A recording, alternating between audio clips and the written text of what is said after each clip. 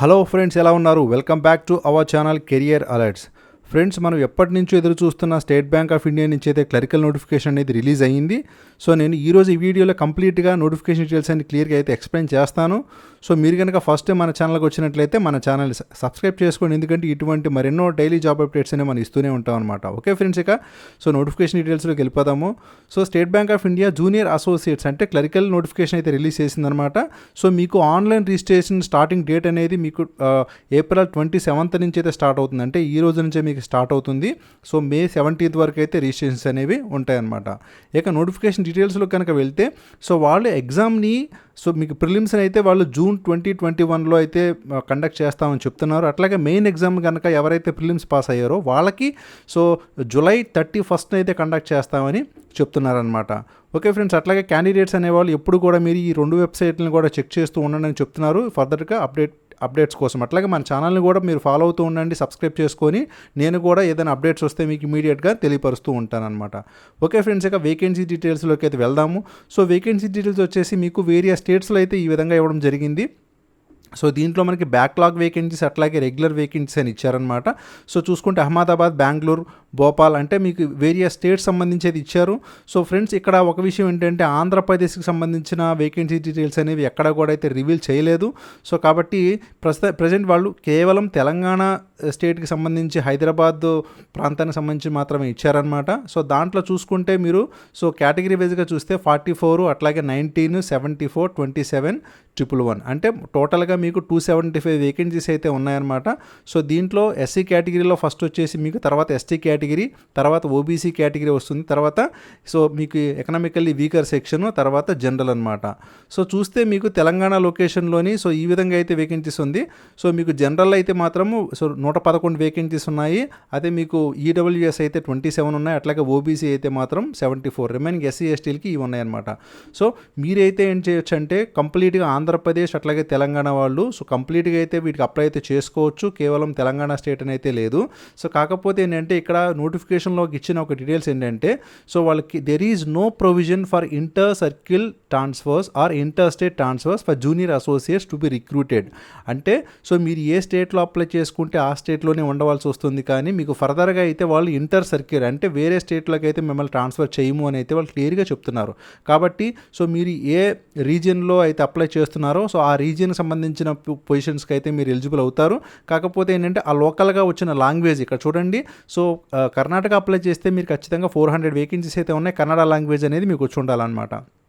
అట్లాగే గుజరాత్ అప్లై చేస్తే గుజరాతీ వచ్చి ఉండాలి, వాళ్ళకైతే 902 వేకెన్సీస్ అయితే ఉన్నాయి.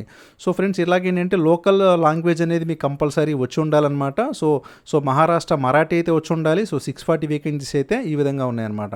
ఓకే ఫ్రెండ్స్, ఇవి సో టోటల్గా ఉన్న వేకెన్సీ పొజిషన్స్ అయితే. ఇక నెక్స్ట్ ఏంటంటే వీళ్ళు స్పెషల్ రిక్రూట్మెంట్ డ్రైవ్ అని చెప్పి ఇక రెగ్యులర్ వేకెన్సీ అట్లాగే బ్యాక్లాగ్ వేకెన్సీస్ కూడా ఇక్కడ చండీగఢ్ అట్లాగే నార్థర్న్ ఈస్టర్న్ ఇచ్చారు.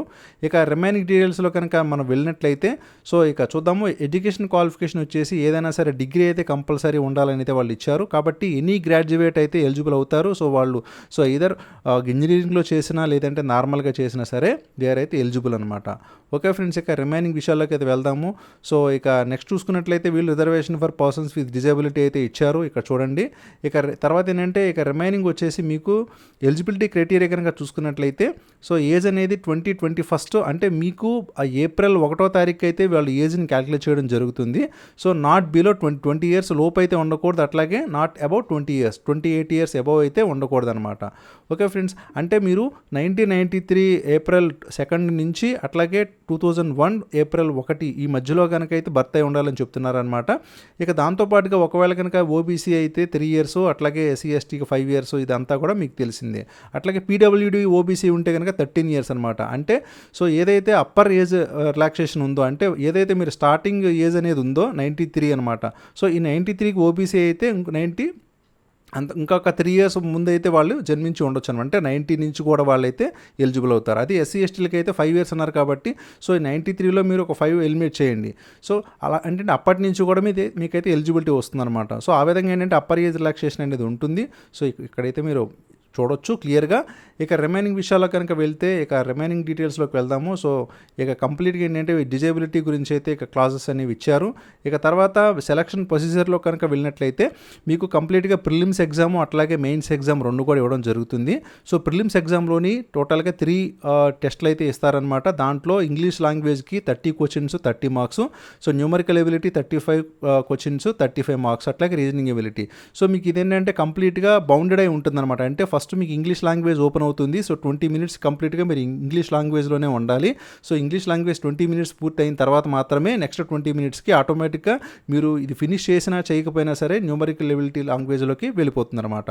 అట్లాగే ఇక తర్వాత రీజనింగ్ ఎబిలిటీ. సో ఆ విధంగా ఏంటంటే అది కంప్లీట్గా ఆన్లైన్లోనే మీకు అదే ఓపెన్ అవుతుంది, అదే ఎండ్ అయిపోతుంది. కాబట్టి సో మీరు ఈ 20 మినిట్స్ టైంలోనే ఈ 20 మినిట్స్ టైంలో అంటే టోటల్గా 1 అవర్లో మీరు సో ఈ 3 సెక్షన్స్ అనేది ఫినిష్ చేయాల్సి ఉంటుంది. ఫ్రెండ్స్ ఇక నెగిటివ్ మార్కింగ్ కూడా కంపల్సరీ ఉంటుంది. సో 1/4 ఆఫ్ ద మార్క్ అనేది నెగిటివ్గా కన్సిడర్ చేస్తారు. సో ఇక ఎవరైతే ప్రిలిమ్స్ క్వాలిఫై అయ్యారో సో వాళ్ళని 10 times of the member of vacancies, అంటే ఒక పోస్ట్కి 10 మందిని లెక్కన వాళ్ళు మెయిన్స్కి అయితే తీసుకోవడం జరుగుతుంది. సో మెయిన్ ఎగ్జామ్ కూడా మీకు పైన చెప్పిన డేట్ చెప్పినట్టు విధంగానే కండక్ట్ చేస్తారు. సో దాంట్లో కూడా మీకు ఏంటంటే టోటల్గా 4 సెక్షన్స్ అయితే ఉంటాయి. So 50 questions 50 marks, general English 40 అట్లాగే క్వాంటిటేటివ్ యాప్టిట్యూడ్ మీకు 50 క్వశ్చన్స్కి 50 మార్క్స్ అయితే ఇస్తారు. ఇక remaining reasoning ability, computer aptitude రెండింటికి కలిపి ఒక టెస్ట్ ఉంటుంది. ఇది మీకు 50 క్వశ్చన్స్కి 60 మార్క్స్ అయితే ఉంటుందన్నమాట. సో టోటల్ డ్యూరేషన్ మీకు 2 hours 40 minutes అయితే ఉంటుంది. 200 మార్క్స్కి 190 క్వశ్చన్స్ అనేది మీరు అటెంప్ట్ చేయాల్సి ఉంటుందన్నమాట. ఓకే ఫ్రెండ్స్, ఇక నెగిటివ్ మార్క్స్ అనేవి కంపల్సరీ అయితే ఉంటాయి. సో ఆ విధంగా అయితే మీకు ఎగ్జామినేషన్ ప్యాటర్న్ అయితే ఉంటుంది. ఇక నెక్స్ట్ విషయంలోకి కనుక వెళ్ళినట్లయితే మీకు పే స్కేల్ చూస్తే వాళ్ళు 17,900 అంటే ఏదైతే మనకి 11th బైపార్టైట్ సెటిల్మెంట్లో సో పేమెంట్ అయితే ఉందో సో ఆ స్కేల్ అనేది మీకు కూడా ఇవ్వడం జరుగుతుందన్నమాట. అట్లాగే మీకు స్టార్టింగ్ బేసిక్ పే 19,900 అంటే మీకు ఒక 2 అడ్వాన్స్ ఇంక్రిమెంట్స్ అనేవి ఇస్తారు. ఎందుకంటే స్టేట్ బ్యాంక్ ఆఫ్ ఇండియా కాబట్టి వాళ్ళు ఎడిషనల్గా సో నేషనలైజ్డ్ బ్యాంక్స్కి వీళ్ళందరికీ కూడా ఇచ్చే బేసిక్ ఇది. కాకపోతే స్టేట్ బ్యాంక్ ఆఫ్ ఇండియా ఒక 2 అడ్వాన్స్ ఇంక్రిమెంట్స్ అనేది మీకు ముందుగానే ఇస్తుందన్నమాట. ఎందుకంటే గ్రాడ్యుయేషన్ క్వాలిఫికేషన్ చెప్పింది కాబట్టి సో గ్రాడ్యుయేట్స్ అందరికీ కూడా అది ఇవ్వాలి కాబట్టి అందరికీ ఇస్తుందన్నమాట. No problem. Okay friends, so అది ఇక ప్రొబేషనరీ పీరియడ్ అయితే మీరు చూడొచ్చు. ప్రొబేషనరీ పీరియడ్ ఉంటుంది కామన్ అది. ఇక ప్రీ ఎగ్జామినేషన్ ట్రైనింగ్ ఎవరైతే SC ST వీళ్ళు ఉంటారో వాళ్ళకైతే ప్రీ ఎగ్జామినేషన్ ట్రైనింగ్ కూడా ప్రొవైడ్ చేస్తారు.